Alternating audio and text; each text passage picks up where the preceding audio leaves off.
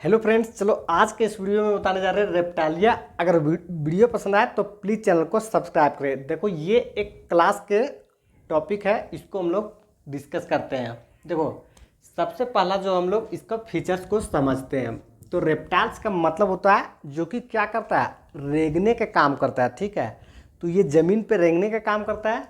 यहाँ पे हम लोग सबसे पहले देखेंगे इसका पहला जो फीचर्स होता है, इसको बोलते हैं लोकोमोशन। ठीक है, तो लोकोमोशन जो एक जगह से दूसरे जगह को क्या करेगा, चेंज करेगा, स्थान को चेंज करेगा।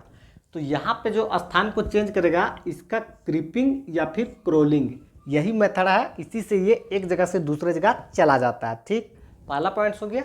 दूसरा देखो इसका एग्जिस्टेंस, यानी कि ये इसका एग्जिस्टेंस रहता कहाँ पे है। ठीक है, तो याद रखेगा ये मोस्टली जो होता है ये टेरेस्ट्रियल होता है, यानी कि अधिकतर जो होता है ये ज़मीन पे सर्वाइव करता है। ठीक, अब यहाँ पे आगे है इसका बॉडी जो होता है ये किस चीज़ से कवर होता है। ठीक, तो याद रखेगा ड्राई एंड कॉर्निफाइड स्किन। ठीक है, इस चीज़ से इसका बॉडी जो होता है ये कवर होता है। ठीक, उसके बाद देखेगा यहाँ पे इपिडर्मल स्केल स्कूट्स, कभी कभी दे देता है कि ये तीनों जो है ये किसका कैरेक्टरिस्टिक्स है।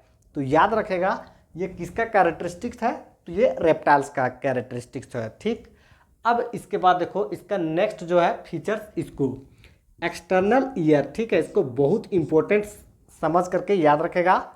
जिस तरह से हम लोग हैं, हम लोग का क्या होता है, बाहर से कान दिखता है और ये कान जो होता है ये बाकी आवाज़ को क्या करता है, रिसीव करता है और ब्रेन तक पहुंचाता है। ब्रेन उसके बाद रिस्पॉन्स तैयार करता है। ठीक, उसी प्रकार यहाँ पे कोई भी प्रकार के क्या नहीं होता, तो ईयर ओपनिंग नहीं होता है। ठीक, तो कान के काम करेगा कौन, तो याद रखेगा ये जो है टिम्पेनम। ठीक है, ये टिम्पेनम जो होता है ये उसके अंदर होता है और ये साउंड को रिसीव करता है और ब्रेन तक पहुंचाता है, और ब्रेन जो होता है ये पूरा बॉडी में पहुंचाने के काम करता है। ठीक, तो इसको याद रखेगा। उसके बाद देखो लिम्स। ठीक है, अब देखो न सांप को फोरलिम देखा होगा और न सांप के हिंडलिम्स को देखा होगा। ठीक, पर यहाँ पे देखो रेप्टाइल्स के अंदर में कछुआ भी जो है ये नहीं आता है या फिर आता है। क्रोकोडाइल को देखो ये आता है या नहीं आता है, इसको समझते हैं। देखो यहाँ पे सांप को हम लोग रेप्टाइल के अंदर में देख लिए और क्रोकोडाइल जो होता है ये भी रेप्टाइल के अंदर में देख लेते हैं। ठीक है, पर सांप के कोई भी तरह से यहाँ पे लिम्स देखने नहीं मिलता है। लेकिन जो क्रोकोडाइल होता है इसके पास फोरलिम्स और हिंडलिम्स होता है। ठीक, तो अगर रहेगा तो कितना में रहेगा, तो याद रखेगा इसके पास 2 पेयर्स में रहेगा लिम्स। ठीक है, और नहीं रहा तो 0 हो जाएगा। ठीक, तो इसलिए यहाँ पे क्रोकोडाइल में और यहाँ पे टोटवाइज है। ठीक है, और इसके बाद स्नेक है, ये सब में कंपेरिजन बना रहे थे। ठीक है, वैसा नहीं है, इंपॉर्टेंस यहाँ पे ध्यान रखेगा। अब इसके बाद यहाँ पे देखो हार्ट। ठीक है, ये बिल्कुल इंपॉर्टेंट है, इसको कोई भी हाल में छूटना नहीं चाहिए। ठीक, देखो इसके पास जो दिल होता है ये कितना चैम्बर का होता है, तो ये 3 चैम्बर का होता है। ठीक, एक जनरल इसका ये है। ठीक है, लेकिन इसमें भी अपवाद है। ठीक है, एक्सेप्शन जो है ये बोलता है कि एक्सेप्ट क्रोकोडाइल, ये जो होता है ये रेप्टाइल के कैटेगरी में आता है और इसके पास जो हार्ट होता है, दिल जो होता है, ये हम लोग के जैसा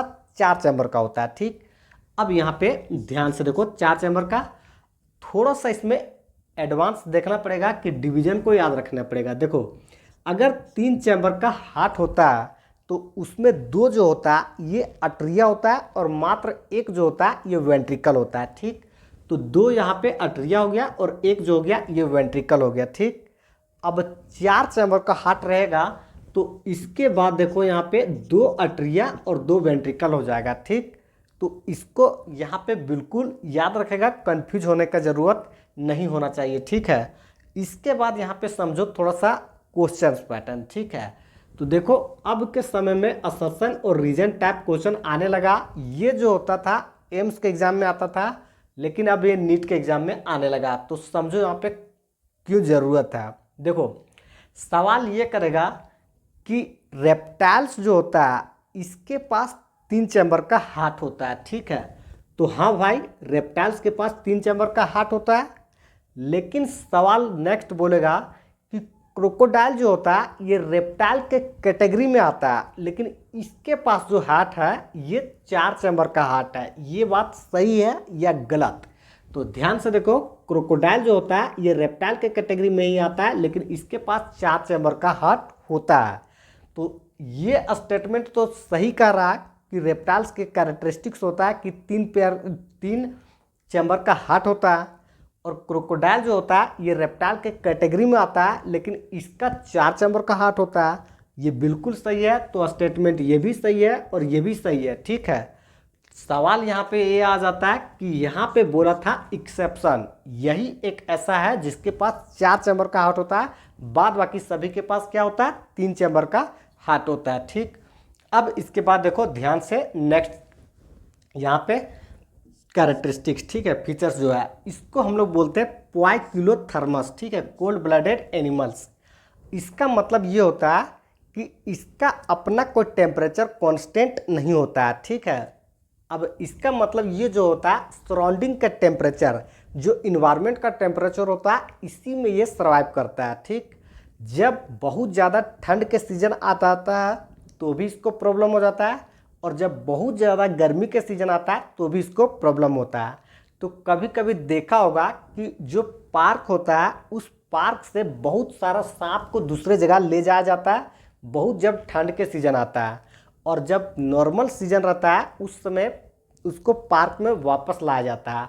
तो इसका जो कारण होता है यही होता है कोल्ड ब्लडेड एनिमल्स। ठीक है, पोइकिलोथर्मस, जो कि कांस्टेंट बॉडी टेम्परेचर जिसका नहीं होता है। ठीक, अब यहाँ पे ध्यान से देखो, नेक्स्ट जो कैरेक्टरिस्टिक्स है, फीचर्स है, इसको बोलते हैं स्नेक और लिजार्ड्स का। ठीक है, तो इन लोग जो है ये करता क्या है, अपना बॉडी का जो स्किन होता है इस स्किन को ये लोग छोड़ देता है। ठीक है, तो बोलता है यहाँ पे shed their scales as skin cast, ये खोखला को निकाल देता है और नया वाला को लेकर के चलते रहता है। ठीक है, तो बहुत जगह सांप के खोखला को देखा होगा, इसी को बोलते हैं। ठीक, अब यहाँ पे देखो, दोनों में सेक्स ऑर्गन जो होता है मेल का अलग होता है और फीमेल का अलग होता है, इसीलिए यहाँ पे बोला सेपरेट। ठीक, और इसके बाद देखो, इन लोग का जो फर्टिलाइजेशन का प्रोसेस है ये क्या होता है, शरीर के अंदर में जो गैमेट्स होता है, मेल गैमेट और फीमेल गैमेट्स दोनों फ्यूज करता है, यानी कि इंटरनल फर्टिलाइजेशन हो जाता है। ठीक, अब इसके बाद देखेगा कि इसका डेवलपमेंट जो होता है ये किस प्रकार होता है। ठीक है, तो डेवलपमेंट जो है ये डायरेक्ट इसका डेवलपमेंट होता है, इसको याद रखेगा।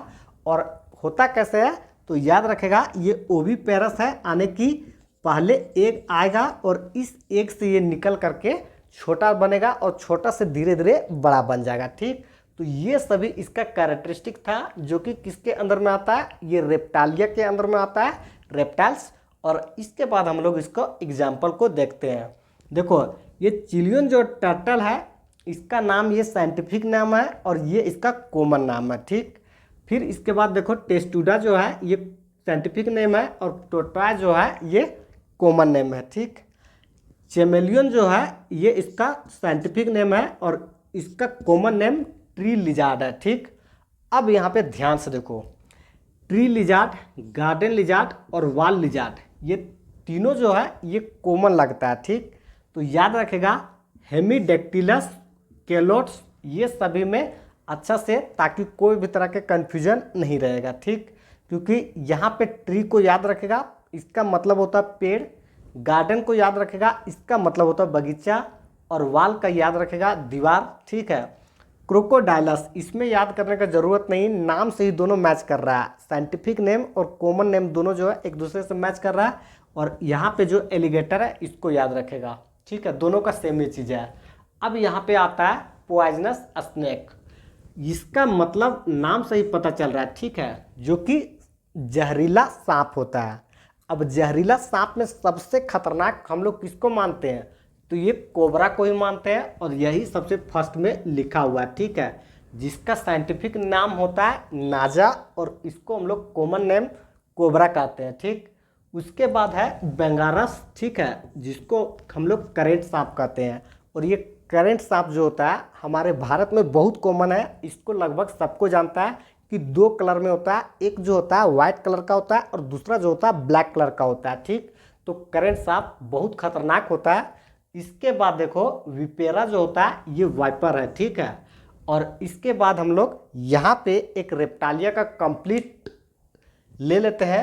अब इसके बाद ये ख़त्म हो जाता है। नेक्स्ट जो है इसको हम लोग एम्फीबिया के बारे में डिस्कस करेंगे और इसके बाद हम लोग देखेंगे कि कुछ जो है इसमें कॉमन हो जाएगा और कुछ जो है ये डिफरेंस हो जाएगा। तो इसको हम लोग देखेंगे डायरेक्ट, इनडायरेक्ट, फिर इंटरनल, एक्सटर्नल। तो करते हैं वीडियो को एंड। All the best.